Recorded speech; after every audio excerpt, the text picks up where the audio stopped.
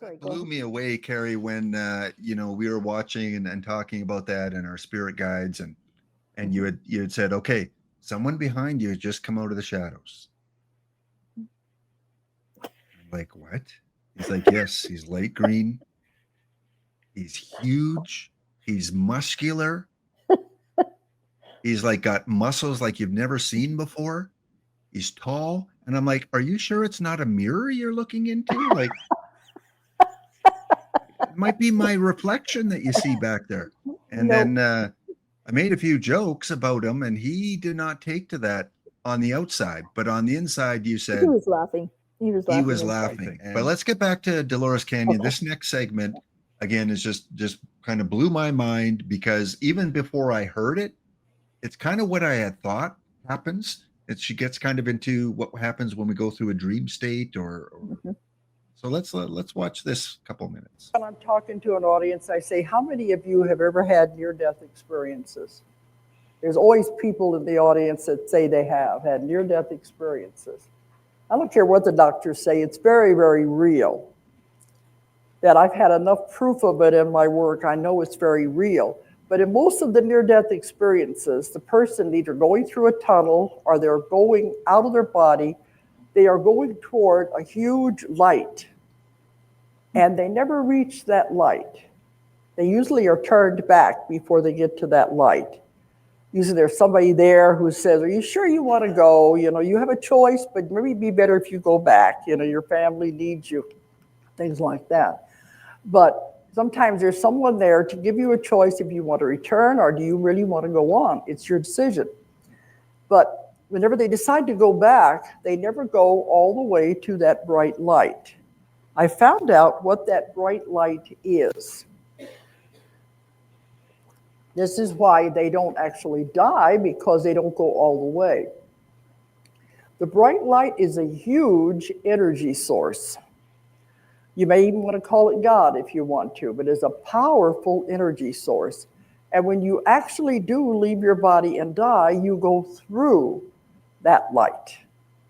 And when you go through that light, the silver cord is severed at that time. You're all attached with a silver cord, our spirit, which is the real you, and the body the entire time you're alive. Because every night you go out of your body. Everybody does.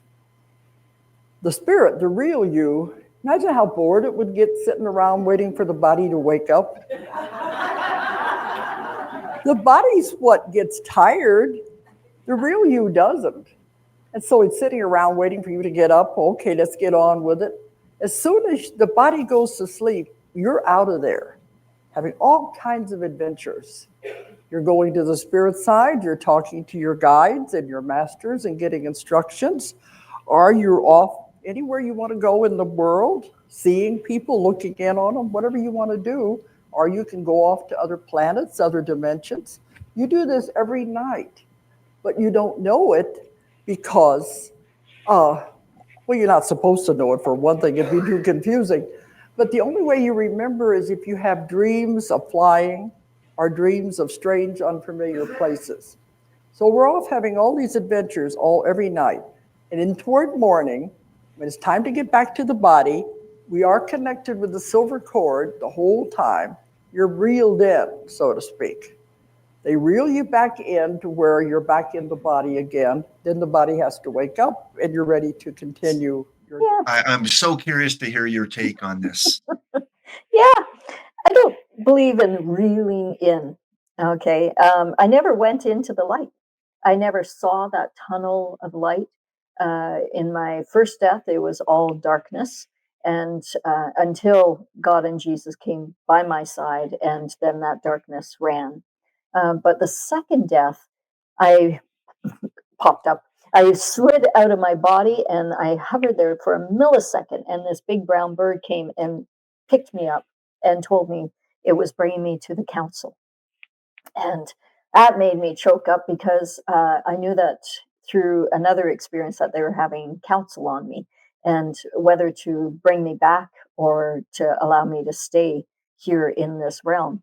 And so I never saw that tunnel of light. They just brought me straight into it. And when you go into it, of course, the silver cord is, it eliminates. It's not that it's disconnected, it just dissolves because you are in your home. You know, you're in the light with the light source itself, and you are a light source being. So when you reconnect with that source, there's no disconnect. There's nothing to hold you by way of a silver cord. And I speak about this in the book. You know, I wrote it many, many years ago. Started at least 10, 11 years ago. So it's an old theory, but it's relevant to today because so many people don't understand that your spirit and your soul are very different. You know, your soul stays in that light. Your spirit comes and sits within this body and keeps it energized. It is the energetic light source that is keeping the God source alive within you. And it is fed